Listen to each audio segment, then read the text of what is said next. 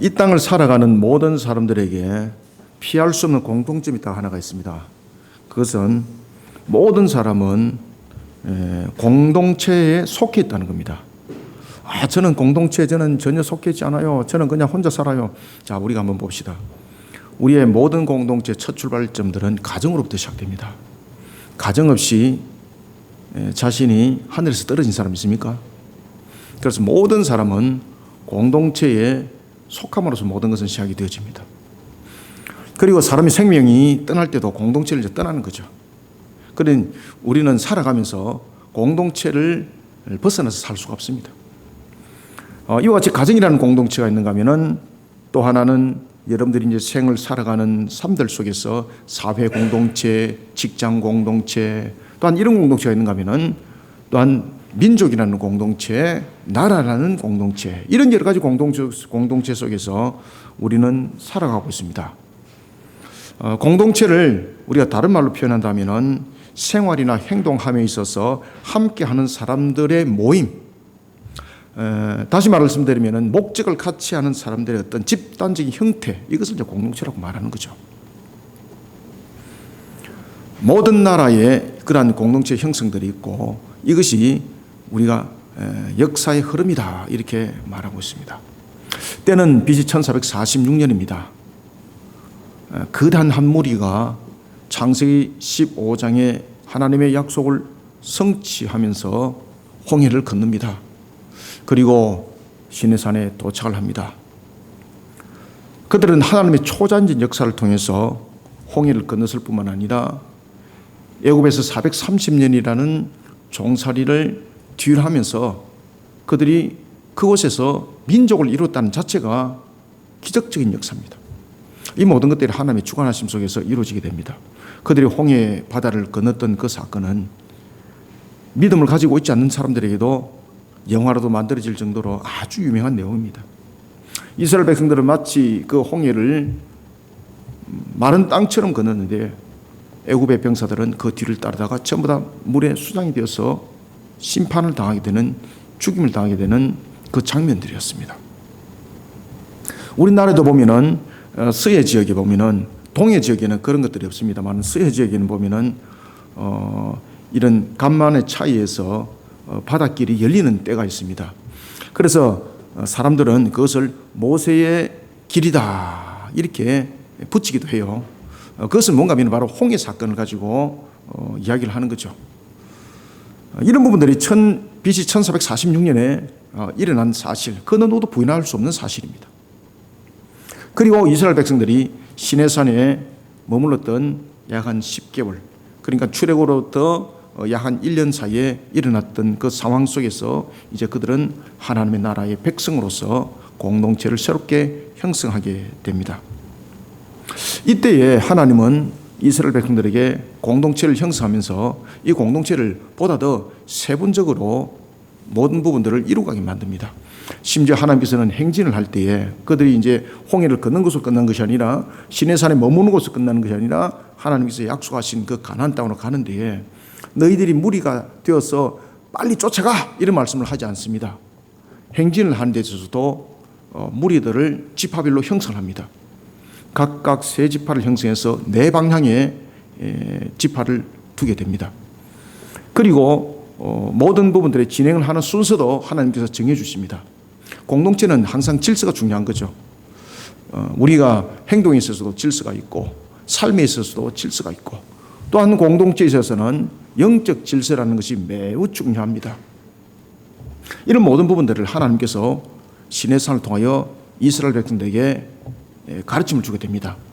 이때에 하나님은 한 지파를 구별해냅니다. 바로 레위 지파였습니다. 하나님께서는 영적으로 이끌어갈 레위 지파를 별도로 구별해냅니다. 그리고 또한 이 레위 지파를 또다시 구별합니다. 제사장과 그리고 레위인으로 구별합니다. 왜냐하면 공동체에 각각의 역할이 있었기 때문입니다. 사랑하는 성도 여러분, 오늘 우리는 여러분들이 읽었던 이 민수기는 매우 단순할 수가 있습니다. 여러분들에게 지금 봉독해드렸던 이 내용들에 보면은 30세부터 50세까지 그 사람의 명수를 이야기를 하고 있었고 고핫과 게르손과 므라리에 대한 자손에 대해서 그 수를 이야기를 하고 있었습니다. 너무나도 단순한 내용입니다. 그런데 이 내용은 단순하지 않습니다. 우리는 오늘 고핫과 게르손과 므라리라는 레위 자손의 세 지파를 통해서, 세 자손을 통해서 우리에게 주시는 말씀이 있습니다. 우리가 살아나가는 공동체, 그리고 또한 우리의 삶의 여러 가지 형태에 대한 모습들, 이 속에 가장 중요한 것이 있습니다. 그것은 뭔가 하면 하나님의 방식대로라는 겁니다. 오늘 우리는 고핫과 게르손과 므라리를 통해서 하나님이 주신 이 말씀을 통하여 우리는 우리가 속한 공동체를 어떻게 우리는 만들어가고 이끌어가야 되고, 그리고 또한 우리 자신들은 이러한 모습 속에서 어떻게 우리를 세워나가야 되는가를 세 가지 각도의 방향 속에서 이 말씀을 통해서 우리를 돌이켜보도록 하겠습니다. 먼저 우리가 34절을 우리가 한 목소리로 읽어보겠습니다. 시작. 모세와 아론과 회중의 지도자들이 고핫 자손들을 그 종족과 조상의 가문에 따라 계수하니. 아멘. 자, 여기서 보면은 고핫 자손을 그 종족과 조상의 가문에 따라, 그 레위가 여러분들이 이스라엘에 보면은 12지파가 있지 않습니까? 야곱이 12아들을 낳습니다. 그 12아들 가운데서 레위는 세 번째 아들입니다. 첫 번째 아들이 르우벤이고, 두 번째 아들이 시몬이고, 세 번째 아들이 레위고, 네 번째 아들이 유다입니다. 이 세 번째 아들이 구별되는 겁니다. 이 세 번째 아들인 레위가 세 아들을 낳습니다. 아들을 셋을 낳는데, 우리가 이제 본문에 보면은 3장에서 순서와 4장에서 순서가 좀 다릅니다. 그것은 제가 뒤에서 말씀을 드리겠습니다만은, 이 레위가 세 아들을 낳게 되는 거죠. 고핫과 게르손과 므라리. 이 세 아들이 자손을 형성하게 됩니다. 자손을 형성해서 지금 이 시내산 앞에 지금 섰다는 이야기죠. 오늘 보면 이 내용을 통해서 우리에게 굉장히 중요하고, 그리고 우리의 공동체와 그리고 또한 우리의 삶의 방향과 방식들이 어때야 되는가, 오늘도 우리에게 주시는 이 짧은 본문이 일목요연하게 굉장히 중요한 메시지를 우리에게 던져주고 있습니다. 그 먼저 첫 번째 메시지가 뭔가 하면은, 오늘 우리는 이 세 명의 자손들에 대해서 그 순서를 또 돌아보고 그 자손들에게 주어진 역할들을 돌아보면서 우리는 어떻게 공동체를 이끌어가야 되고 우리는 어떻게 우리 삶의 방식을 찾아야 되는가를 명시하셔야 됩니다. 모든 것은 우리가 주관자라는 것이 있습니다. 세상은 그냥 내버려 둔 상태가 아닙니다. 우리는 세상이 아침에 해가 뜨고 밤에는 해가 졌기 때문에 밤입니다라고 말하지 않습니다. 그것을 우리가 어떤 단순한 자정과 공전 속에서 일어나는 그 법칙 속에서 말하는 것 맞지 않습니다. 그 내용들은 하나님이 지금 모든 것을 어떻게 주관하고 있는가를 우리에게 지금 보여주고 있는 내용들이거든요. 그래서 하나님을 증명하는 것은 과학으로 증명하는 것이 아닙니다. 과학은 변정적 부분에서 일종의 한 부분을 활용해 우리에게 말할 뿐입니다. 그런데 사람들은 마치 과학이 증명되지 못하면 성경은 가짜인 것으로 말하고 있고, 과학이 증명하지 못하면 하나님은 그냥 가상적인 것이야 라고 말하고 있습니다. 만약에 이것이 가상적인 모습이라면 저와 여러분들은 존재할 수가 없습니다. 저와 여러분들이 어떻게 존재했습니까? 우리가 존재하기까지는 우리가 존재해야 될 어떤 근거 속에서 우리는 존재가 된 거거든요. 그래서 그 존재를 향해서 이야기할 때 창세기 1장 1절에서 그 이야기를 하지 않습니까? 태초에 하나님이 천지를 창조하셨다라고. 이런 부분들을 우리의 제한성 속에서 이 부분들을 바라보면서 이해하고 또한 그 각도 속에서 설명해 나가라는 것이 아니라 하나님께서 말씀하신 것을 먼저 믿음의 눈으로 바라보면서 모든 부분들은 시작되어야 된다는 것을 창세기 1장 1절은 우리에게 의미적 측면에서 함께 전달해 주고 있습니다. 오늘도 주시는 말씀이 그렇습니다. 고핫과 게르손과 므라리 아무것도 아닙니다. 아, 레위에게 세 아들이 있었구나. 그 세 아들이 이런 역할을 했네. 그런데 성경에서는 이 세 아들이 등장했던 이유도 있고, 그리고 또한 이 세 아들 통해서 하나님께서 주시는 말씀이 있습니다. 공동체를 이제 세워나가면서 우리에게 던지는 메시지가 있습니다. 그 첫 번째가 우리는 고핫 자손을 통해서 먼저 깨달아야 될 것이 있습니다. 그것은 방금 여러분들이 읽었던 34절부터 37절인데 34절부터 37절에서 누구를 이야기를 하고 있는가 하면 고핫 자손에 대해서 이야기를 하고 있습니다. 고핫 자손. 그런데 고핫은 레위의 사실은 두 번째 아들이거든요. 첫 번째 아들이 게르손이었습니다. 그런데 오늘 본문에 보면은 고핫을 먼저 딱 등장을 시키고 있습니다. 그 이유도 제가 나중에 안에서 설명을 다 드립니다. 그러면 오늘 우리가 본문에서 34절에 보면은 고핫 자손들이라고 말하고 있고, 그 다음에 그 종족과 조상의 가문에 따라 계수하니 계수는 수를 해왔다는 이야기거든요. 그리고 종족과 가문을 따라서 계수했다는 것은 숫자를 정확하게 파악하기 위해서 종족과 계수대로 이 파악을 하는 겁니다. 그러면 종족과 가문대로라는 것은 우리로 말하면은 그 당시에 이런 족보적인 부분들도 하나의 그 내용들이 가지고 있었다는 이야기입니다. 그런데 오늘 본문에 보면은 반복적으로 계속해서 등장하는 것이 있습니다. 35절과 39절 그리고 또한 43절에 보면은 공통적으로 등장하는 것이 있는데 그것은 뭔가 하면은 30세부터 50세까지. 그리고 또 하나는 고핫에 대해서 직무를 줄 때 썼던 단어와 게르손과 머라리에게 줬던 사용했던 단어들이 틀립니다. 그래서 우리는 이 세 가지에 주목을 하셔야 됩니다. 그저 이 본문들이 그저 마치 흘러가는 시냇물처럼 이렇게 바라보시면 되지 않습니다. 따라서 우리는 오늘 본문을 통해서 34절부터 37절에서 무엇을 주목하셔야 되는가 하면 이 본문을 통해서 먼저 첫 번째 하나님 나라 공동체입니다. 우리의 삶의 공동체입니다. 우리의 가정의 공동체입니다. 아시겠습니까? 하나님의 나라의 공동체라는 것은 모든 것을 함유하고 있습니다. 그러면 제가 여러분들에게 지금 하나님 나라라고 말한다면은 그러면은 뭐 예수 믿는 사람만 이 부분들이 적용됐구만. 아닙니다. 하나님 나라라는 것은 제가 앞에도 말씀드렸지 않습니까? 모든 것은 주관자에 있어 움직이지 않는다고.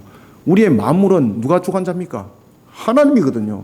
그러면 모든 나라는 하나님의 나라예요, 여러분들요. 하나님께서 우리에게 십계명을 줬습니다. 그것은 이스라엘 백성들에게 그들이 지키라고 준 것이 아닙니다. 이스라엘 백성들은 모든 민족의 대표로서 그 계명을 받았을 뿐이에요. 모든 나라와 모든 민족, 다시 말하면은 하나님이 창조주잖아요. 우리 모두는 그 계명을 지켜야 될 의무를 가지고 있는 겁니다. 그럼 따라서 우리는 오늘 먼저 첫 번째 34절부터 37절 통해서 하나님의 나라 공동체는 제일 먼저 하나님의 말씀에 철저히 순종하는 것으로부터 모든 것을 시작하는 자세를 항상 가지셔야 됩니다. 하나님은 우리가 만물을 만드실 때에 저와 여러분들이 만약에 지혜로 만들었다면 지금이 우리가 가지고 있는 슈퍼컴퓨터라는 이런 컴퓨터를 모든 지구에 있는 컴퓨터를 다 연합을 시켜가지고 하나를 통일시켜가지고 만약에 창조를 했다. 그러면 창조가 완전해지겠습니까? 지금 이 창조 나타나지 않습니다. 모든 것은 제한성을 가질 수밖에 없고 한계를 가질 수밖에 없습니다. 컴퓨터가 이제는 메타 시대를 넘어서서 AI 시대 속에 접어들었습니다. 심지어 감정을 표출하기도 하고 AI로 로봇들을 만드니까 감정도 표출하지 않습니까? 그렇죠? 그런데 그것이 우리가 가지고 있는 이런 하나의 인간의 형들 속에 가지고 있는 인성 속에 나타나고 있는 그런 지성과 이런 부분들이 AI와 비교했을 때에 똑같은가? 절대 똑같지 않습니다. 어떤 과학으로도 만들어도 인간을 그대로 모방하여서 만들 수는 없습니다. 왜 그런가 하면은 인간이 만들 수 있는 것은 전부 다 제한성이거든요. 전부 다 제한성입니다. 하나님은 완전하신 분이거든요. 하나님의 무한성 속에서 이 천지 만물을 창조하셨어요. 우리는 천지 만물의 창조를 이야기할 때 빅뱅 가지고 이야기하는데 전부 다 거짓말입니다. 왜 그런가 하면은 빅뱅이라는 것은 창조의 실체를 말하고 있지 않잖아요. 그런데 창조가 없이 무슨 실체가 있습니까? 거짓말이잖아요. 그죠? 그러니까 과학이라는 부분들도 잘못된 논리 속에서 잘못된 주장을 하고 있는데 그것이 우리 머릿속에 계산해 보니까 마치 합리적인 부분들로서 받아들여진 요소가 되어버렸던 것이죠. 우리는 먼저 반드시 생각해야 될 것은 하나님 나라 공동체는 하나님의 말씀에 철저히 순종하는 것으로부터 모든 것을 시작하셔야 됩니다. 이 속에는 우리가 판단하여서 우리의 이해로서 이해되는 것도 있고 우리가 판단하여서 우리의 논리로 이것은 맞구나 라고 긍정적으로 반응할 것도 있습니다. 그런데 우리가 논리적으로 하지 못하는 것들이 더 많습니다. 여러분 천지 만물의 창조 여러분 믿어지십니까? 안 믿어지시잖아요. 이스라엘 백성들이 홍해 바다를 건넜을 때에 그들이 홍해 바다를 건널 때에 홍해 바다는 갈라지지 않는 상태 속에서 그들은 홍해 바다를 향했습니다. 이미 마른 상태가 아닙니다. 홍해 바다를 향해서 가라 그랬습니다. 그때는 홍해 바다가 완전히 갈라진 상태가 아니었습니다. 하나님께서 명령하셨습니다. 가라고. 그들이 발걸음이 홍해 바다를 향할 때에 점점 바다가 길이 뚫리고 물이 말라지기 시작했습니다. 그들의 홍해는 그래서 믿음으로 출발을 한 거죠. 그 말씀에 순종함으로 모든 것은 이루어진 것이죠. 이스라엘 백성들이 가나안 땅으로 들어갈 때도 마찬가지입니다. 그들이 애굽에서 430년 동안 있었습니다. 종살이 생활을 430년 했습니다. 여러분들, 종살이로 430년 하면 민족 정기는 끝납니다. 우리가 일본에 36년 압제를 당했잖아요. 우리는 일제에 36년의 압제를 당하면서 민족의 정기가 끊겼습니다. 우리의 민족의 정통성이 사라졌습니다. 이렇게 말할 정도잖아요. 근데 이스라엘 백성들은 애굽에 종살이로 430년입니다. 우리의 10배보다도 더 긴 역사 속에서 종살이를 했습니다. 근데 놀랄 사실은 종들은 권한과 권세가 없습니다. 종들은 자신들의 혈통에 대해서 말할 수 있는 것들 아무것도 없습니다. 그런데 놀라운 것은 그 430년의 종살이를 통해서 무엇이 무너지지 않았습니까? 민족성이 무너지지 않았습니다. 이게 사람의 방법으로 될 수 있습니까? 안 됩니다. 하나님께서 약속하신 그 말씀대로 성취된 겁니다.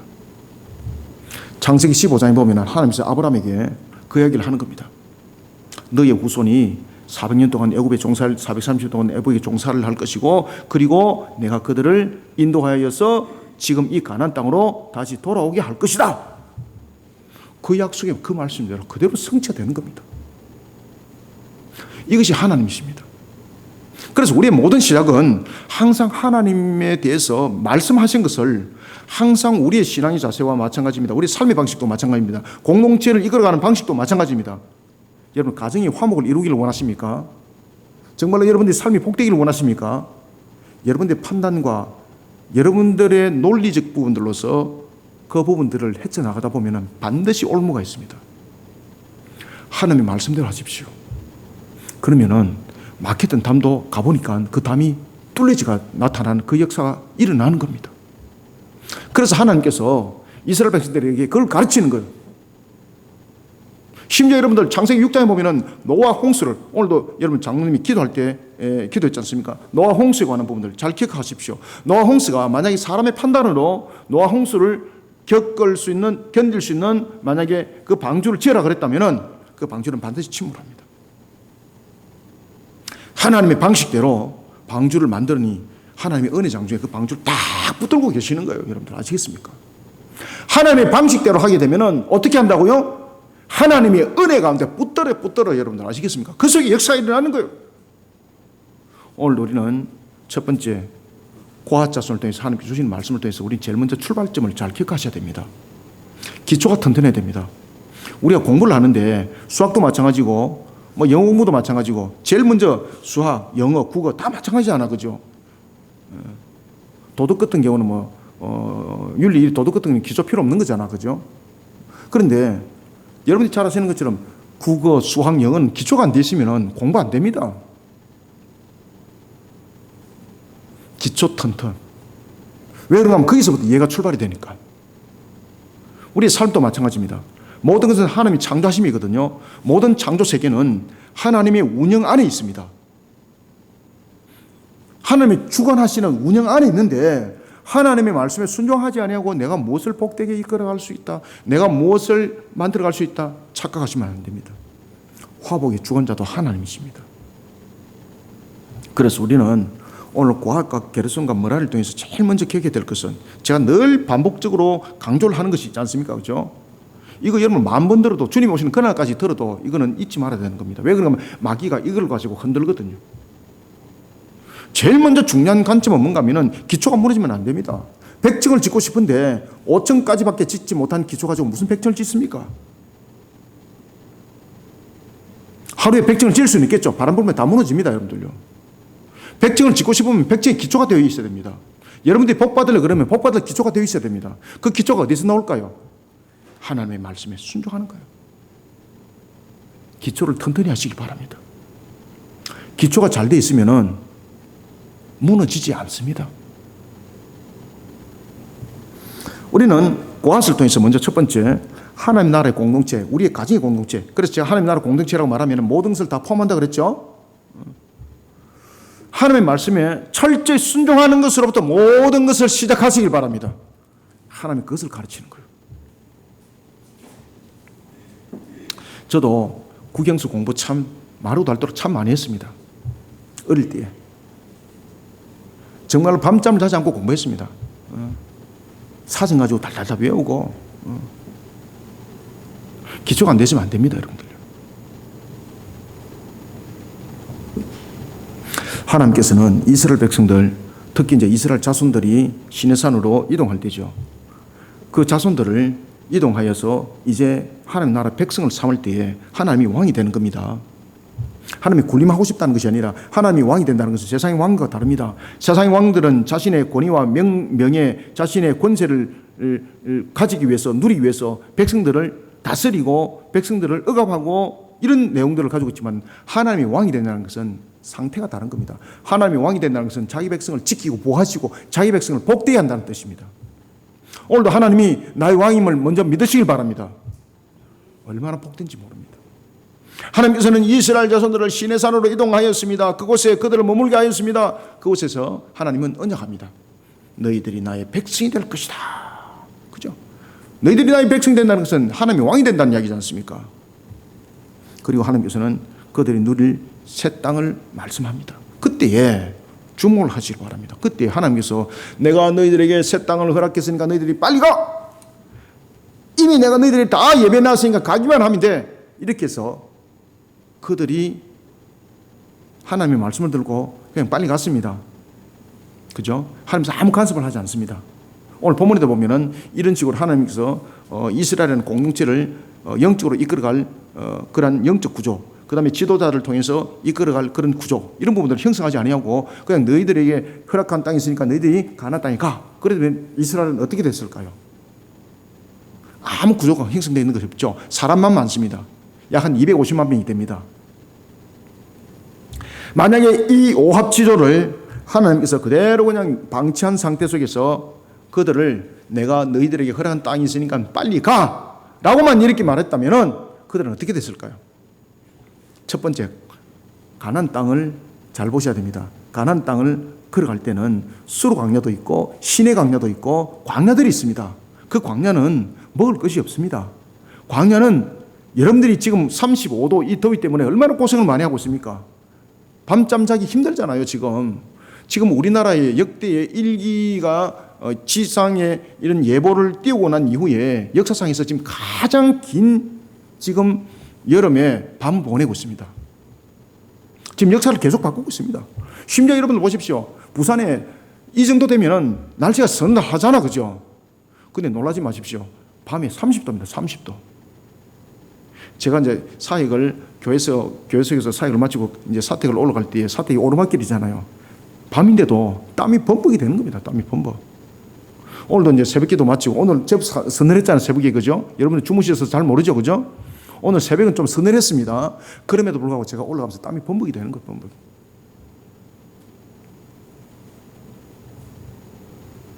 광야길, 지금 우리가 어렵게 살아가는 이런 환경 초월합니다. 광야길 만만치 않습니다. 3일만 걸어가 보십시오. 그래서 출애굽기에서 그 이야기 하잖아요.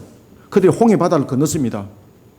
그리고 3일 만에 어떤 일이 일어났습니까? 마실 물이 없자 그들이 모세를 죽이려 하더라. 그게 광야입니다, 광야. 저거 여러분들은 광야 가면은 3일 버티기 힘듭니다. 만약에 하나님께서 이런 오합지졸 상태 속에 이스라엘을 그대로 뒀다면 그대로 광야 여정 속에서 분명히 분쟁이 일어났을 것이고 분열이 일어났을 것이고 여러 가지 환경 속에서 자멸했을 것입니다. 그러나 완전하시고 전지하시고 전능하신 하나님, 그리고 질서 하나님, 이스라엘 가운데에 영적 체계를 세우기 시작합니다. 공동체, 이스라엘의 무리들 가운데 구별한 레위인을 자손별로 또 구별합니다. 창세기 46장 11절에 하면은 레위로부터 시작한 자손은 셋으로 구별됩니다. 게르손과 고핫과 므랄입니다. 이와 관련해서 오늘 본문에 보면은 34절에서부터 45절은 반복적으로 앞에 제가 말씀드렸던 것처럼 세 문장이 등장하죠. 첫 번째는 종족과 조상의 가문에 따라 계수된다라고 말하고 있고, 두 번째는 30세부터 50세까지라는 문장이 있습니다. 왜 30세부터 50세가 등장했을까? 그죠? 이것도 잘 기억하셔야 됩니다. 그 다음에 세 번째, 종족과 조상의 가문에 따라서 계수했다라고 말하고 있습니다. 이거 계속해서 지금 반복적으로 지금 일어나고 있습니다. 이 세 문장이. 그럼 이 세 문장을 통해서 굉장히 중요한 얘기를 한다는 이야기입니다. 본문 우리가 34절부터 37절을 우리가 한번 읽어봅시다. 시작. 모세와 아론과 회중의 지도자들이 고핫 자손들을 그 종족과 조상의 가문에 따라 계수하니 30세부터 50세까지 회막에서 복무하고 봉사할 모든 자, 곧 그 종족대로 계수된 자가 2750명이니 아멘. 자, 첫 번째 계수된 자손이 어디입니까? 지금 여기서는 보면 고핫 자손이거든요. 그런데 3장에 보면은 그 계수가 먼저 첫 번째 계수가 소개되는 것이 고핫 자손이 아닙니다. 오늘 본문에는 보면은 34절에 보면은 소개할 때에 고핫 자손을 먼저 이야기를 하고 있고, 그 다음에 38절에 게르손 자손 이야기하고 있고, 42절에 머라리 자손 이야기하는데 3장에 보면은 그렇지 않습니다. 3장에 보면은 1개월 이상 된 레위 자손의 남자를 조사할 때에 게르손이 제일 먼저 소개됩니다. 왜 그럴까요? 게르손이 그의 조상 레위인데 그 레위의 첫 번째 아들입니다. 장자입니다. 그래서 3장에는 게르손 자손이 먼저 소개됩니다. 그런데 오늘 4장에서는 보면은 3장과 달리 게르손이 두 번째 소개돼요. 찾아냈던 고핫이 먼저 소개돼요. 이게 다 이유가 있습니다. 성경에는 이 계수를 말할 때라든지 순서를 갑자기 앞에 말했던 순서를 갑자기 바꿔버리잖아요. 그럼 그 속에 말하는 것이 있어요. 반드시 말하는 것이 있어요. 그건 100%예요, 100%. 그래서 여러분 성경은 쉽게 보시면 안 됩니다. 성경은요, 한 절 한 절이 하나님의 음성이 다 담겨져 있습니다. 그 속에 하나님의 은혜가 다 있고 그 절을 통해서 우리를 하여서 조명하는 말씀들이 다 있어요, 여러분들. 그래서 성경은 살아계신 하나님의 말씀이라고 말하는 거예요. 우린 여기서 질문을 던져야 됩니다. 왜 4장에서는 3장과 달리 혈통의 장자인 게르손을 먼저 소개하지 않았냐는 것입니다. 그죠? 찾아있는 고핫을 왜 먼저 소개했을까요? 여러분들은 이 질문에 대해서 뭐라고 답하겠습니까? 예, 하나님께서 우리 목사님을 통해서 말씀해 주실 것입니다. 참 현명하죠, 그죠? 여러분, 민수기 4장 4절에 보면은 고핫 자손들은 어떤 일을 했는가 잘 보십시오. 민수기 4장 4절에 보면은 고핫 자손들은 성소 안에서도 구별된 지성물을 운반하는 것을 그들의 임무로 삼았습니다. 성막에는 보면은 안뜰과 바깥뜰이 있고, 안뜰과 바깥뜰은 막으로서 회막으로서 구성을 합니다. 그리고 안뜰에는 이제 레위인들이 그 모든 부분들을 섬기고 있는데, 이 레위인들은 또 갈라집니다. 이 레위인 속에서 제사장과 레위인은 성소와 지성소에 들어오지 못합니다. 오직 제사장만이 성소와 지성소에 들어올 수 있습니다. 그리고 이동을 할 때입니다. 이것이 성전이 아니고 성막이었어야 됩니다. 막이라는 것은 텐트, 천막을 쳤다는 이야기거든요. 천막을 쳤다는 이야기는 고정된 장소 속에 아직까지도 성전을 세우면 안 되기 때문에 하나님께서 그것을 성막으로 만들도록 하신 거예요. 그러면 항상 이동할 때에 기구를 옮겨야 되잖아요. 그죠? 이 기구를 옮길 때에 성막을 옮기는 자손이 있었고, 그 다음에 안뜰에 있는 기구를 옮기는 자손이 있었고, 그 다음에 지성소와 성소에 있는 이 기구를 옮기는 자손들이 있었어요. 그래서 크게 세 개로 구분되죠. 오늘 본문에 등장하는데 보면은 이 고핫의 임무가 무엇인가 하면은 바로 성소와 지성소에 있는 이 기물들을 움직이는 역할이에요. 그래서 제일 먼저 소개되는 거예요. 여기서 우리는 또 질문을 또 해야 됩니다. 왜 이제 고핫 자손이 먼저 소개되는가 하는지 아시겠죠, 그죠? 굉장히 중요한 일들을 하기 때문에 먼저 소개가 됐던 거예요. 그런데 왜 성막 가운데서 중요한 지성물을 운반하는 데 있어서 민수기 3장에 이야기했던 혈통의 장자인 게르손을 서지 않고 왜 고핫으로 하여금 그 지성물을 움직이게 했느냐 이 말입니다. 그죠? 그 원인도 찾아야 되죠. 여기에 대해서 37절이 답을 주고 있습니다. 하나님께서 명령하신 겁니다. 제일 먼저 우리는 거기서 답을 찾으셔야 됩니다. 모든 원인은요, 항상 하나님께서 명령하셨습니다 이러면 거기서 항상 머무르셔야 됩니다. 다른 이유도 물론 있습니다. 근데 제일 중요한 이유는 하나님이 명령하셨습니다. 이것이 최우선이 되어야 됩니다. 다른 이유는 그 다음에 찾으면 됩니다. 아시겠습니까? 그래서 우리의 신앙의 자세는 항상 하나님이 명령했습니다 이러면은 거기서 항상 우리는 순종하는 자세를 가지셔야 됩니다. 내가 차자인데 내가 장자인데 이거 말할 필요 없습니다. 그것은 세상의 족분입니다.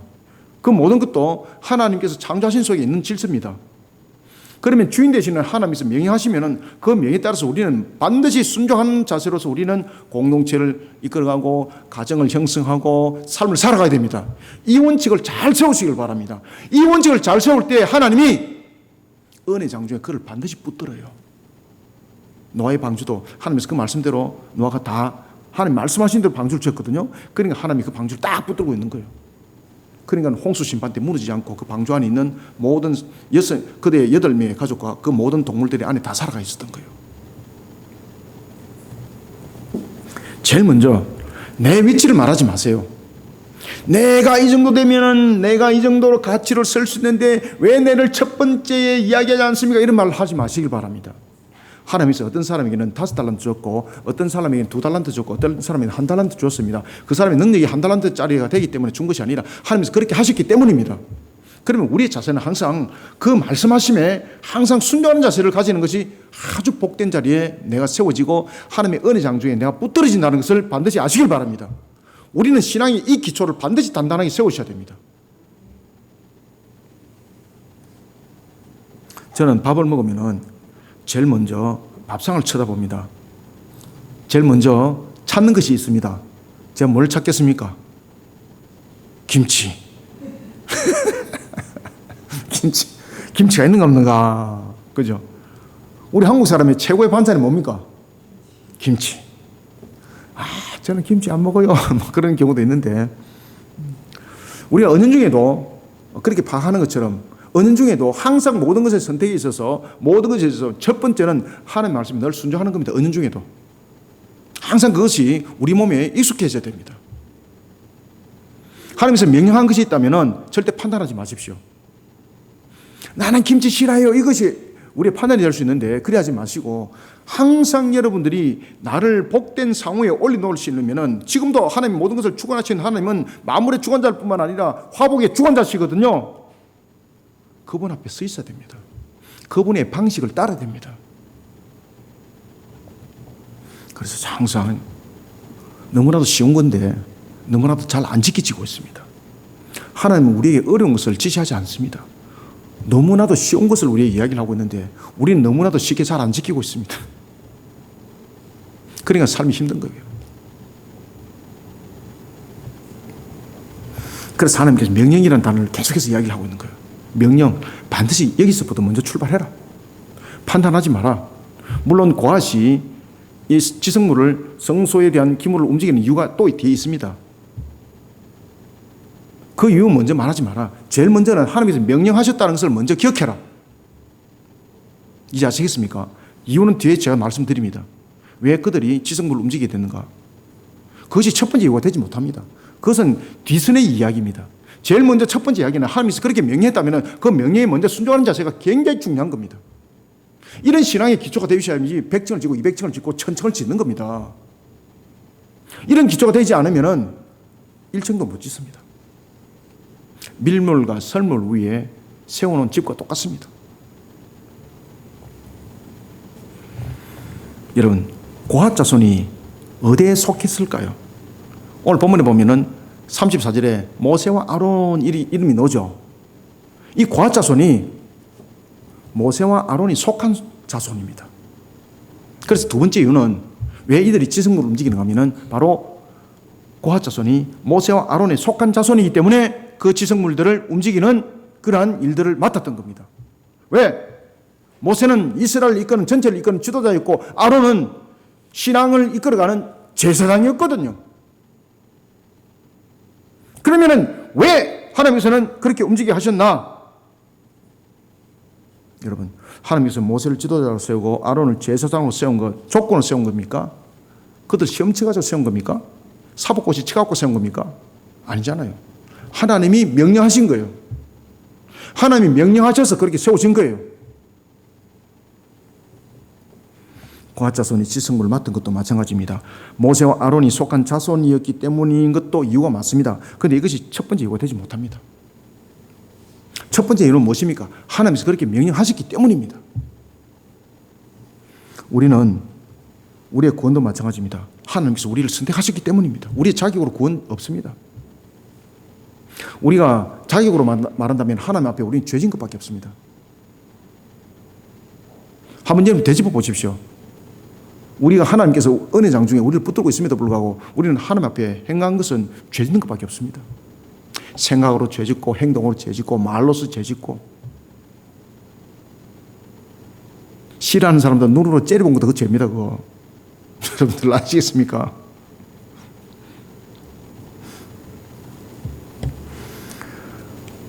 우리의 공동체도 마찬가지입니다. 우리의 삶도 마찬가지입니다. 모든 것은 하나님의 방식을 따라야 됩니다. 완전하신 하나님의 방식을 따라야 됩니다. 그 하나님의 방식을 따를 때에 하나님께서 말씀하신 것에 대해서 철저히 순종한 것으로 신앙과 삶을 시작하는 모습이 되어야 되는 것을 잊지 않는 저와 여러분이 다 되시길 소원합니다. 그 다음에는 두 번째, 우리는 공동체를 형성하고 이끌어갈 때에 우리의 모습 속에서는 두 번째는 어떻게 해야 되는가? 38절을 함께 읽습니다. 시작. 게르손 자손 중 그 종족과 조상의 가문을 따라 계수된 자는, 자, 우리는 두 번째 이제 게르손 자손에 대해서 이야기를 해봅시다. 38절부터 41절이 게르손 자손에 대해서 이야기를 하고 있거든요. 이 게르손 자손은 모세와 아론이 속한 자손이 아닙니다. 모세와 아론이 속한 자손은 처음에 등장했던 고핫 자손입니다. 이 게르손 자손을 통해서 여러분 잘 아셔야 될 것은 이 게르손 자손이 종족의 계수를 해보면 별반 다른 데보다 무슨 특출한 것도 없습니다. 혈통으로 장자라는 것밖에 없습니다. 그런데 혈통으로 장자가 굉장히 중요한 역할을 합니다. 왜 그런가 하면 장자는 몫이 2배거든요. 기업이 2배를 받거든요. 그런데 하나님의 공동체를 이끌어간 측면에서 장자를 내려버렸습니다. 우리는 여기서 반드시 기억해야 될 것이 있습니다. 두 번째는요, 38절부터 41절 통해서 자신의 실리를 추구하는 것을 우선으로 하지 마시길 바랍니다. 하나님 다 알고 계십니다. 뭐를 하면은 내가 이익이 있고 뭐를 하면은 나에게 많은 소득이 있을 것이다. 그런데 이것이 신앙을 엎어버리는 것이라면 절대 선택하지 마십시오. 신앙이 뒷전이 되어버리고 신앙을 버리고 나에게 많은 이익이 주어진다. 이게 세상적인 부분에서는 많은 이익을 주어지는 것으로 모든 사람들은 선택을 합니다. 그런데 하나님은 그것을 주시하고 계십니다. 나중에 그 물질이 여러분들을 넘어뜨리는 올무가 됩니다. 항상 하나님 방식을 잘 택하시길 바랍니다. 어떤 분이 그럽니다. 목사님은 하나님 방식을 잘 택했는데 뭐 된 것이 별로 없네요. 그런데 여러분 그렇지 않습니다. 제가 여러분들에게 말을 안 해서 그렇지 제 속에 날마다 역사가 일어납니다. 여러분들요. 어저께도 놀랄 역사가 일어났습니다. 시간 좀 지나면 제가 말씀드릴게요. 제가 나중에 이제 광고 때도 그 말씀을 드리겠는데 이 책이 나오는 과정 아시겠습니까? 이게 이제 목요일 날 우리가 이제 그 신간이 이제 도착을 했는데 내 안에 예수 그리스도가 살아계신다. 이것이 이제 1세기부터 2세기의 속사도 교부 이그나티우스에 관한 부분들을 우리나라에서 최초로 제가 이제 이것을 책으로 만든 학자입니다. 제가 이 책이 나오기까지 참 순탄치 않았습니다. 여러 가지 재정에 대한 문제점들, 원고는 이미 다 써놓은 상태인데 제가 3번이나 이 책에 대해서 포기를 했었습니다. 왜 그러면 재정이 안 되니까. 그런데 하나님께서 이 문제들을 풀어가기 시작하는 거예요. 제가 새벽에 이제 기도를 했을 때 하나님께서 이 문제를 풀어가기 시작한 거예요. 왜 그런가 하면 이 책이 내 개인의 실리를 채우는 책이 아니거든요. 이 책은 정말로 하나님이 어떻게 역사를 했는가, 이그나티우스라는 사람이 속사도 교부인데 이 사람이 신앙을 지키기 위해서 어떻게 했는가, 자신의 생명이 사자의 밥이 되기까지 그런 과정 속에 그는 십자가의 길을 걸었지만은 그 삶 속에서 오히려 행복이 있었다는 사실, 그러면서 신앙이 지켜졌고 교회가 지켜졌거든요. 그 속에 자신의 유익은 아무것도 없어요. 이 책이 만들어졌던 과정도 똑같아요. 하나님이 필요했기 때문에 이 책을 만들어지게 만들었었어요. 우리는 자신의 실리를 추구하는 것을 우선으로 삼으면 반드시 상처가 오게 되어 있습니다. 우리는 자신의 실리를 추구하는 것을 우선으로 하지 마시고 서로를 한 마음으로 묶어 가시길 바랍니다. 하나님은 이것을 기뻐합니다. 그래서 악을 악으로 이기지 말고 악을 선으로 이기라 그랬습니다. 그리고 원수를 갚지 마라 그랬습니다. 내가 그 원수를 내가 물리쳐 줄게. 신앙으로 하나를 만들어가는 우리가 되시길 바랍니다. 자신의 진리를 추구하는 것을 우선하지 말고 서로를 하나로, 신앙으로 하나로 묶어가는 공동체 모습을 만들어가는 우리가 되길 바랍니다. 하나님 이것을 원하고 계세요. 고핫, 게르손, 머라리, 이 자손을 분리해보면 분명히 셋입니다. 그런데 이들을 하나님의 관점에서 바라보고 하나님의 나라의 백성에서 관점에서 바라보면 셋이 아니고 하나입니다. 우리는 항상 이 개념을 잘 가지셔야 됩니다. 오늘 본문 38절에 보면 그 종족과 조상의 가문을 따라서 계수하도록 한 것은 신속하고 정확한 숫자를 파악하기 위한 목적을 가지고 있는 것 맞습니다. 그런데 주시하셔야 됩니다. 종족과 조상의 가문을 따라라는 것은 무엇입니까? 단순한 기능에 머물고 있는 것이 아닙니다. 숫자를 헤아리는 것이 단순한 기능이 아니라 지금 이 속에서는 무엇을 말하고 있는가 하면 하나라는 개념 속에 공동체를 이끌어가고 있고 하나라는 개념 속에서 지금 묶어가는 역할을 하고 있는 것이 종족에 따라 계수를 하고 자손에 따라 계수를 하는 겁니다. 지금 계수를 하면서 너는 이 종족이야, 나는 이 자손이야, 하나라는 그 개념을 만들어가는 겁니다. 아시겠습니까? 그래서 종족에 따라 자손에 따라 계수하는 것은 숫자를 빨리 파악하는 것도 맞습니다. 이건 2차적인 문제입니다. 1차적인 문제는 뭔가 하면 내가 어디에 소속되어 있는가, 그 소속에서 하나라는 관점을 계속 보게 만드는 거예요. 여러분들은 어디에 성도입니까? 그리심교회 성도지 않습니까? 이 하나의 관점, 이런 부분을 속에서 우리가 우리 교인들이 서로 가족이라는 개념을 가지고 있잖아, 그죠? 이런 하나라는 관점들이 신화로 묶어졌을 때 굉장히 큰 효력을 발휘하는 거죠. 종족에 따라 계수를 하고 가문에 따라 계수를 하는 것은 마치 흩어져 있는 모래와 같은 부분들을 세멘트, 공굴로 튼튼히 만들어서 하나의 개념으로 만드는 것과 똑같습니다. 그래서 종족에 따라 계수하고 자손에 따라 계수를 하고라는 것은 흩어져 있는 그들이 소속이 어디에 있는지를 보고 우리가 이렇게 하나로 묶어가는 역할을 하는 거예요. 서로가 하나가 되는 공동체를 이루어가는 부분에 강력한 조치를 담고 있는 것이 종족을 따라서 자손을 따라서 계수하는 겁니다. 왜냐하면 하나님의 나라 일은 한 마음이 되지 않으면 안 되거든요. 앞으로 있을 광야의 전투, 하나가 되지 않으면 안 되거든요. 영적으로 하나가 되지 않으면 흩어져 버리거든요. 하나가 되지 않으면 아말렉 족속 이길 수 없거든요. 이미 하나님 달고 계시잖아요. 그럼 이들을 하나로 묶지 않으면 끝난다는 거죠. 그래서 하나님 전부 다 하나로 묶고 가는 겁니다. 하나로. 그래서 우리가 보면 이런 말 있잖아요. 우리가 남이가 뭐 이런 말 잘 쓰죠, 그죠? 하나로 묶고 가는 개념. 하나님께서는 개성이 강한 이스라엘이 필요한 것이 아니었습니다. 능력이 뛰어난 이스라엘이 아닌 것이었습니다. 하나님의 말씀 안에, 신앙 안에 하나가 되는 이스라엘이 중요했습니다. 왜냐하면 그것이 바로 하나님의 나라 백성의 관점이었고 이 개념이 이스라엘이라는 나라를 세우는 데 있어서 핵심이었기 때문입니다.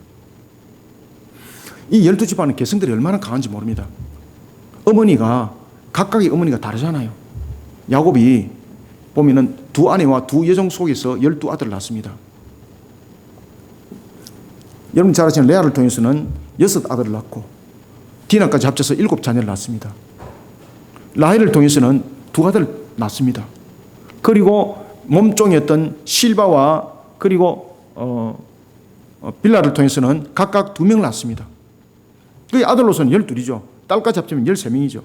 이 12자손들이 보면은 모계로 중심으로 만약에 이야기를 한다면은 정말로 개성이 너무나도 강합니다. 하나 되지 못합니다. 우리가 창세기에서도 봤잖아요. 시기하고 질투하고 자기들끼리, 형제들끼리 아주 개성이 강합니다.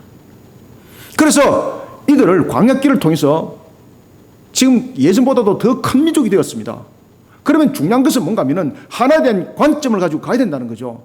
여러분들, 우리가 속담에 이런 말이 있죠. 사공이 많으면 배가 어디로 간다? 맞습니다. 산으로 간다는 것은 뭡니까? 끝났다는 이야기, 끝났다는 이야기. 배는 어디에 있어야 됩니까? 배는 산에 있으면 안 됩니다. 배는 바다에 있어야만이 제 기능을 하는 겁니다. 사공이 많으면 제 기능 못 한다는 거죠. 그래서 하나님께서는 하나를 만들어 가는 거예요.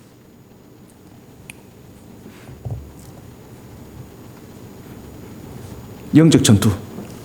하나님께서는 레위 지파를 중심으로 하나를 묶어가는 겁니다. 종족과 조상의 가문을 통해서 그들을 하나로 묶습니다. 그리고 성막 봉사에 대해서 한 마음이 되도록 그 사명을 감당하고 합니다. 마태복음 5장에서도 보면 산상순을 통해서 예수님께서 말씀했습니다.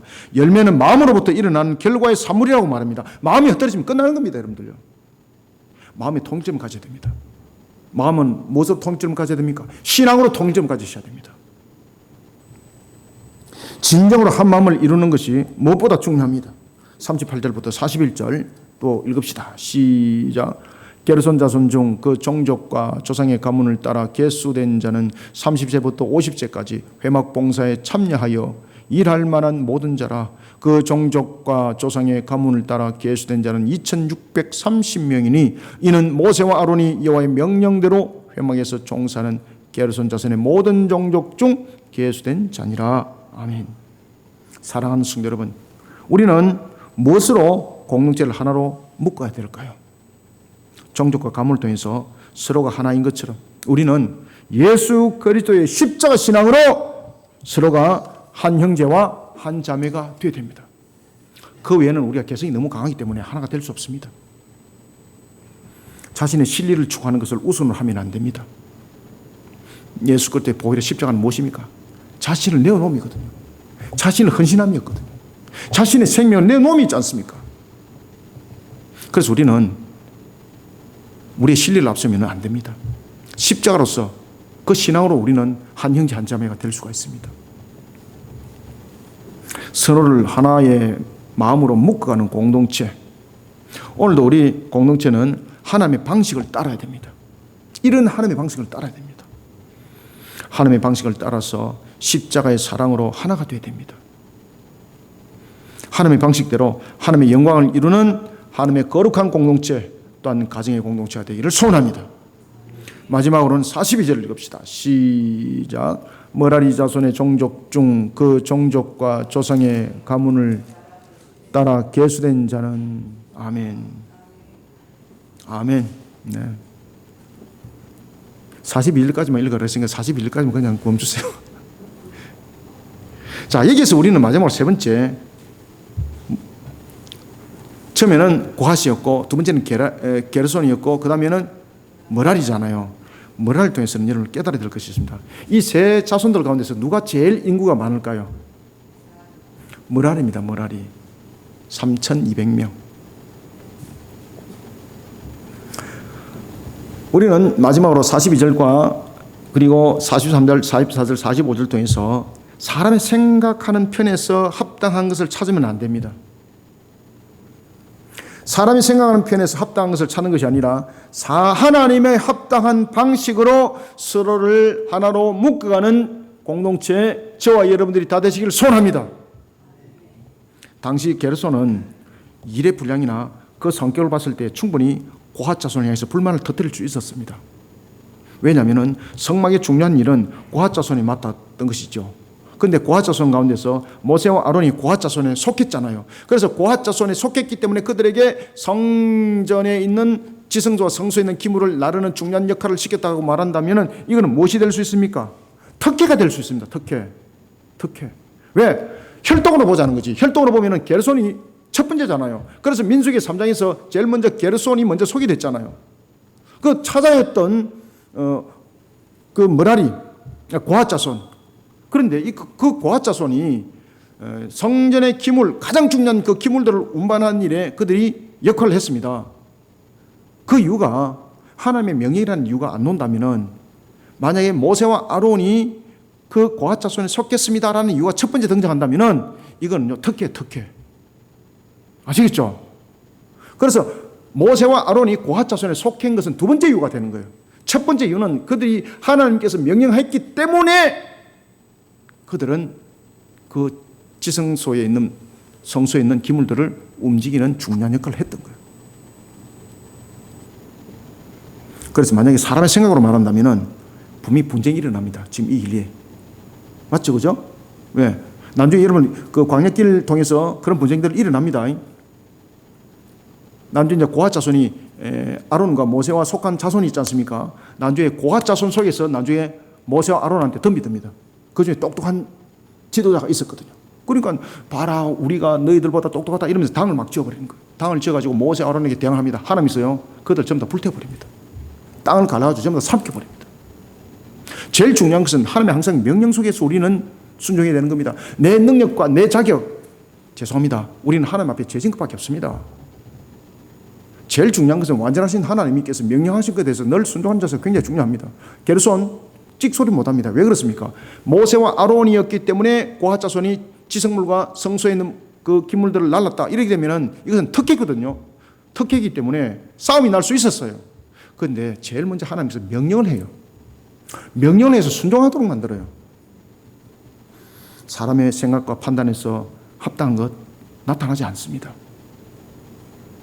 그래서 우리가 민주주의도 잘 조심하셔야 됩니다. 민주주의가 많은 사람들이 표를 던졌기 때문에 그것은 반드시 해야 됩니다. 그렇지 않습니다. 100명 가운데서 99명이 찬성을 했는데 한 명이 반대했습니다. 그런데 99명이 찬성한 것은 처음부터 자기 이적인 겁니다.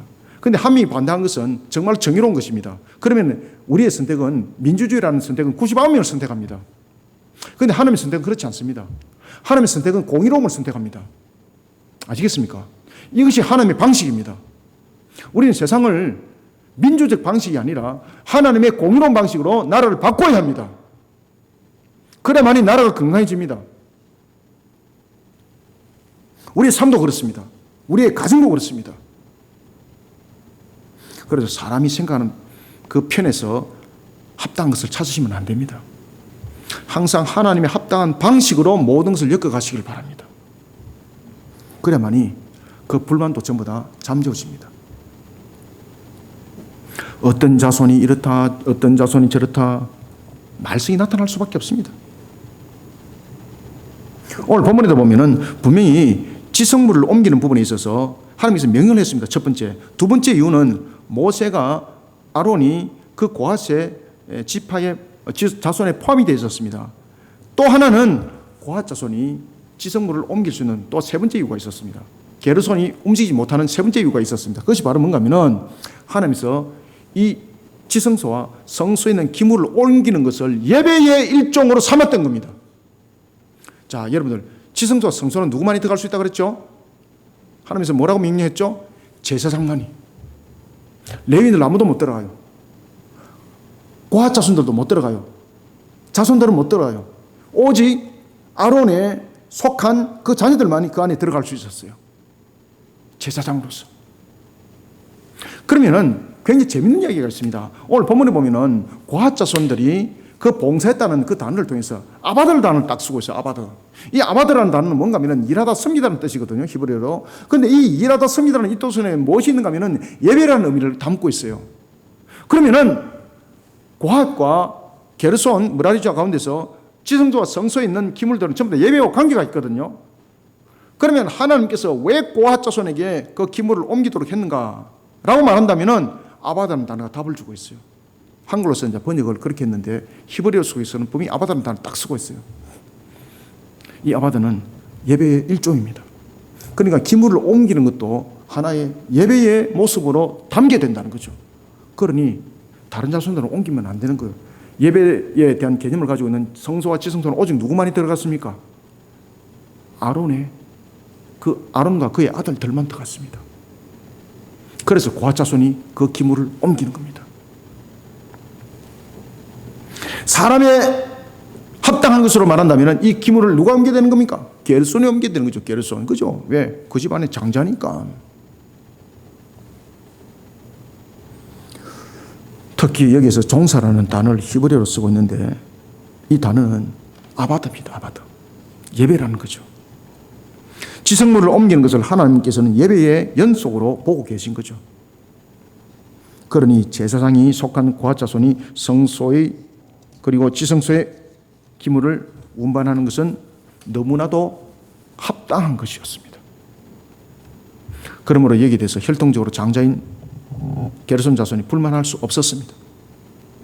하나님께서는 합당하신 분입니다. 뿐만 아닙니다. 성막의 봉사 가운데서 가장 힘든 일을 지금 누가 합니까? 오늘 본문에 읽었던 머라리입니다. 머라리.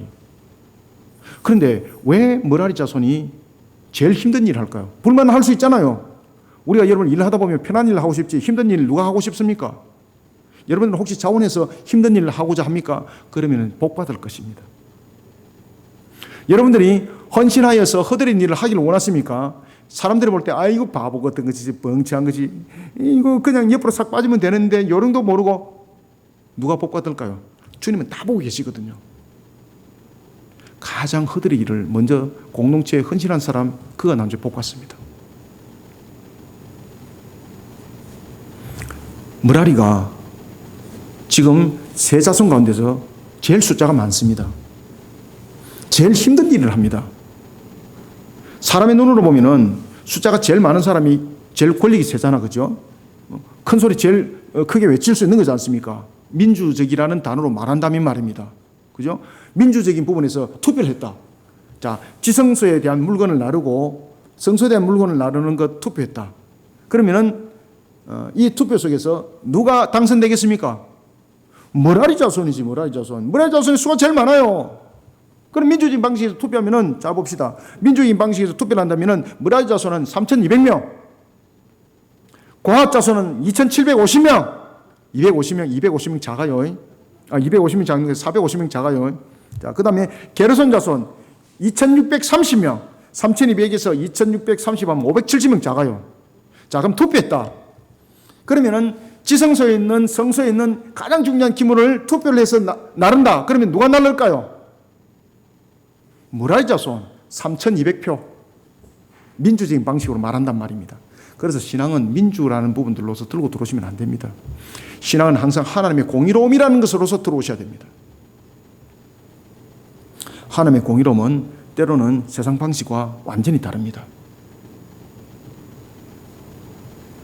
그 수가 제일 많기 때문에 이렇게 덤비들면 안 됩니다. 내가 권리가 있기 때문에 라고 덤비들면 안 됩니다. 이게 사람의 생각이고 판단입니다. 저와 여러분들이 하나님 앞에 권리를 내세우고 여러 가지 부분에서 기득권을 내세울 것이 어디 있습니까? 우리는 하나님 앞에 죄진 것밖에 없는데, 모든 것은 하나님께서 우리에게 은혜를 베푸심인데. 그런데 하나님께서는 제일 많은 숫자 3,200명 투표를 하면은 그들이 지성물을 날려야 됩니다. 그죠? 근데 하나님께서 어떻게 하는가 하면요, 너희들은 숫자가 제일 많기 때문에 제일 힘든 일 해. 그런데 나중에 보니까 이 3,200명이 회막이라는 일에 널판들자 나르거든요. 나르는데 숫자가 3,200이잖아요. 그런데 나중에 딱 전부 다 풀이해서 보니까 하나님의 공의로움이 그 속에 있습니다. 3,200명이 골고루 그 일들을 나누니까 무게가, 지고 가는 무게가 달라졌습니다. 만약에 2,630명이라는 게르손, 2,750명이라는 고핫 자손들이 그것을 나눴다면 그들의 무게는 합당하지 못합니다. 그렇죠? 머라리 자손 수가 제일 많았습니다. 그들에게는 3,200이라는 수가 있었기 때문에 그 무거운 것을 나누어서 3,200명이 나눠서 지다 보니까 한 사람 앞에 그렇게 고역이 되지 않는 겁니다. 성막에 봉사하는 것도 마찬가지입니다. 하나님께서 모든 것은 합당이라는 것을 하나님 방식대로 그것을 일깨워주고 있습니다. 그리고 당시에 이 성막에 대해서 이야기를 할 때와 그 다음에 전쟁에 나가는 개수를 또 달리합니다. 전쟁에 나가는 숫자는 20살 이상부터 개수했습니다. 20살에서 50세 남자 장정. 그런데 성막 봉사는 하나님께서 30세부터 50세라고 말하고 있습니다. 전쟁은 우리가 그 치를 만한 신체적 조건이 되어야 되거든요. 그러면은 우리가 20살 되면은 우리가 또 징집을 20살에 하잖아, 그죠? 그 징집을 20살 하는 이유는 신체적으로 가장 발달되어서 여러 가지 부분들을 충분히 할 수 있는 그런 권력도 되고, 그렇기 때문에 그 징집의 나이를 20로 하는 거예요. 그런데 하나님께서 회막의 봉사는 30으로 딱 잘라요. 예수님도 이런 거 보시면 공생을 30으로 하잖아요. 왜 그런가 하면요, 20살 때는 육체는 건장해질 수 있고 권력은 강화될 수 있는데 시건이 덜들어서 안 된다는 거예요. 하나님의 나라의 일들은요, 육신의 건강한 것으로서 힘으로서 하는 것이 아닙니다. 하나님의 말씀이 복종해야 되거든요. 근데 너무 육신이 앞서다 보면 하나님의 말씀보다는 자기 의지가 막 앞서버려요. 하나님이 안 씁니다. 그래서 왜 30에 출발하는가 하면요, 그 당시에 고대 사회 속에 30은 시건이 들은 나이다 이렇게 본 겁니다. 이게 하나님의 방식입니다. 당시 사회는 남자의 신체와 정신적 건강이 가장 성숙한 시점을 30으로 본 겁니다. 그리고 50세 이상 되면은 육체적으로 정신적으로 쇠약한 나이로 본 겁니다. 그래서 50세 이상 되면은 성막에 대한 부분들은 봉사는 이제 그만두고 우리로 말하면 예비군에서 민방위가 되는 겁니다. 사랑하는 성도 여러분, 하나님께서는 사람들이 함께 충분히 공감할 수 있는 사실을 통해서 우리에게 합당하게 일하시기, 그런 공의로움입니다. 오늘도 우리는 고학과 게르손 그리고 머라리를 돌아보면서 내 고집과 나의 주관된 생각이 아니라 하나님의 합당한 방식을 기준으로 삼는 신앙의 자세를 가져야 됩니다. 사람의 방식은 깨어집니다. 분열을 일으킵니다. 완전하신 하나님 편에서 합당한 방식을 부여잡을 때에 은혜가 되고 능력이 됩니다. 하나님 편에서 합당한 방식으로 서로를 하나로 묶어가며 결실 맺는 우리 모두가 되기를 소원합니다. 말씀을 맺습니다. 하나님께서는 고핫자손을 통해서는 모든 것의 시작을 철저히 하나님의 말씀에 순종하는 것으로부터 시작하라고 가르쳐주고 있습니다. 두 번째는 게르손 자손입니다. 서로 한 마음을 묶어가는 신앙을 가지라고 가르쳐주고 있습니다. 세 번째는 머라리 자손을 통해서는 하나님의 합당한 방식으로 서로를 하나로 묶어가라 가르쳐주고 있습니다. 이것을 주시하셔야 됩니다. 그럴 때에 우리의 삶과 신앙은 시험에 넘어지지 않습니다. 아시겠습니까? 은혜 터 위에 올리시게 됩니다. 하나님이 구름 기둥으로 이끄시고 불 기둥으로 지키시고 그 역사가 일어나는 거예요, 여러분들. 하나님 방식을 따랐을 때 그렇습니다. 하나님 방식대로 이제 따르면서 그들 행진하거든요. 그때 하나님 구름 기둥이 다 나타나요. 모세가 기도하거든요. 하나님, 내가 이 백성들을 어떻게 이끌어갈 것입니까? 라고 말하니까 하나님께서 뭐라고 말하는가 하면 내가 친히 이끌 것이다. 그리고 하나님께서는 이 모든 법도와 규례를 통해서 이스라엘을 그대로 따르도록 하거든요. 그리고 난 뒤에 나중에 그들이 출애굽을 하여서 1년이 남짓되었을 때 하나님께서 갑자기 구름이 쫙 성막 가운데 임합니다. 그리고 하나님께서 그들을 구름으로 이끌기 시작합니다. 합당한 성도는 무엇입니까? 합당한 성도는 하나님의 방식대로 따라가는 겁니다. 합당한 성도는 자신의 재능과 자신의 어필을 주장하여서 자신의 강력한 주장을 통해서 합당함은 나타나지 않습니다. 성경은 우리에게 주어지는 나침판입니다. 성경은 하나님의 생명의 말씀이고 살아 움직이는 능력의 말씀이면서 동시에 우리의 서성이기도 합니다. 왜? 가르쳐 주니까. 세상은 거친 광야와 같습니다. 우리는 이런 광야와 같은 세상 이길 힘과 능력이 없습니다. 그러나 전지하시고 전능하신 하나님의 방법을 따르면 길이 있습니다. 길만 있는 것이 아니라 은혜가 있고 감사가 있습니다. 감사만 있는 것이 아니라 결실을 줍니다. 사람의 판단과 방식을 앞세워 각각의 모습을 가진 고학과 게르손 머라리는 안 됩니다. 하나님의 방식을 따라야 됩니다. 그래서 서로를 신앙의 울타리로 묶어가고 이 모습이 결실을 맺게 됩니다. 오늘도 이런 속에 은혜의 나무가 되고 결실의 열매를 맺는 복된 동산을 이루어가는 우리 모든 성도들이 다 되시기를 주님의 이름으로 축원합니다. 하나님 감사합니다. 주님께서 오늘도 우리에게 주신 말씀, 생명의 꼴의 말씀, 우리에게 능력이 되고 우리에게 주어진 말씀이 오늘도 마치 우리에게 한 옥합과 같은 말씀인 줄 압니다. 비선과 기온과 히데일과 유브라데가 강물이 흐르지 아니하고 어찌 그 땅이 기름지고 그 주변에 생물이 살아나고 어찌 그 물속에 또한 생명체가 있겠습니까?